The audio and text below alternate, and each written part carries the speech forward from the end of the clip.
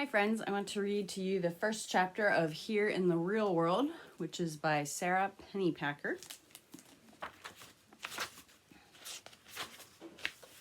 Chapter 1. Ware patted the 2 bricks stacked beside him on the pool deck, scored on the morning's ramble.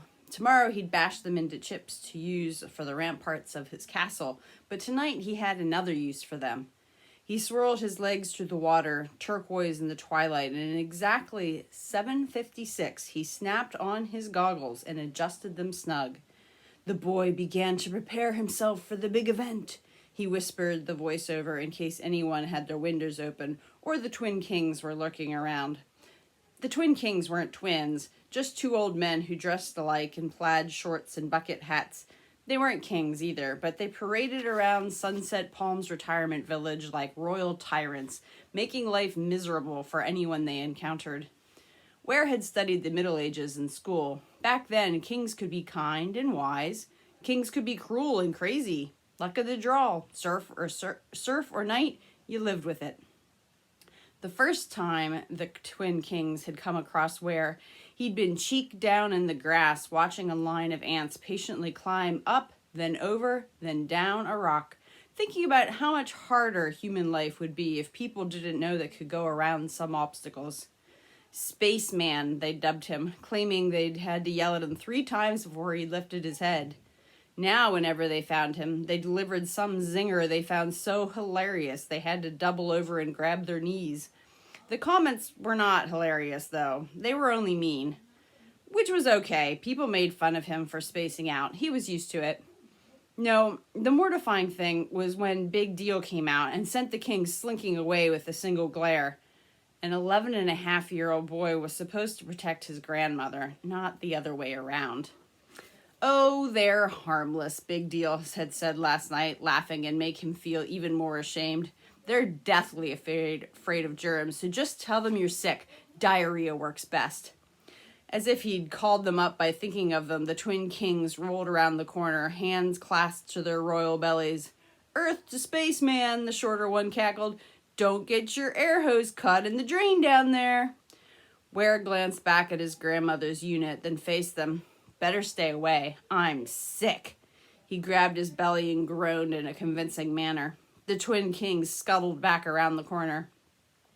Ware raised his eyes to the clock again. 7:58. He kicked off the seconds in the water. At 7:59, he picked up the bricks. Then he slowly filled his lungs with the sunscreeny air, hot and sweet as if someone was frying coconuts nearby, and slipped into the deep end. The bricks seemed to double in weight, sinking him softly to the bottom.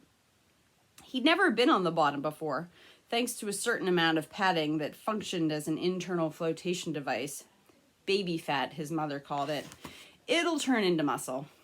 Witnessing his bathing-suited self in his grandmother's mirror every day, he realized his mother had omitted a crucial detail: how it would turn into muscle. Probably exercise was involved. Maybe tomorrow.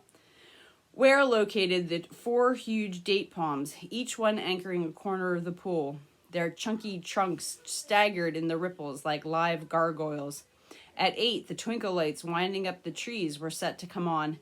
Tonight, he would see it from the bottom of the pool. Okay, the big event was not exactly a dazzling spectacle, but he discovered that everything looked more interesting through water, mysteriously distorted, but somehow clearer, too. He could hold his breath for over a minute, so he'd have plenty of time to appreciate the effect. 5 seconds later, though, a surprise. The palm fronds began to flash red. Ware understood right away. Ambulance. 3 times already in the weeks he'd been at Sunset Palms, he'd been awakened by strobing red lights. No shock in a retirement place. He knew the drill. The ambulance cut the siren at the entrance. No sense causing any extra heart attacks.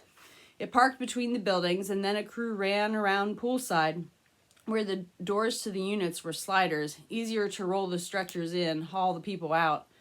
"Don't be afraid," he telegraphed to whoever lay on the stretcher the way he had the other times. Scared people seemed like raw eggs to him, wobbling around without their shells. It hurt just to think about people being scared. While he watched the date palms pulse, he thought about being happy instead. how happiness could sneak up on you, like, for instance, when your parents send you away for summer to your grandmother's place, which you know you'll hate, but it turns out you love it there because for the first time in your life you have long hours free and alone. Well, except for maybe two old men who are so harmless because they're scared of germs. An egret, as white and smooth as carved from soap, glided through a purpling sky. In a movie, a single flying bird like that would let you know that the main character was starting out on a journey. Ware wished, the way he always did when he saw something wonderful, that he could share things like this. You see that? Wow. But he didn't really know anyone besides his grandmother here, and she hadn't been feeling well today, had barely stepped out of... Ware released the bricks, burst to the surface, snapped off his goggles, and saw Big Deal's sliding glass doors gaping open like a gasp, two EMTs inside bending over a stretcher. A third EMT squinted toward the pool, her white coat flashing pink in the lights, as if her heart beat in neon. Mrs. Sara from Unit 4 hovered behind her, bathrobe clutched to her chest, face clenched. She raised one bony arm like a rifle and aimed her fingers right at Ware. Ware shot over to the ladder, slapped the water from his left ear, his right, and scrambled out. And he heard, "That's our grandson, off in his own world." At 8 exactly, the twinkle lights came on.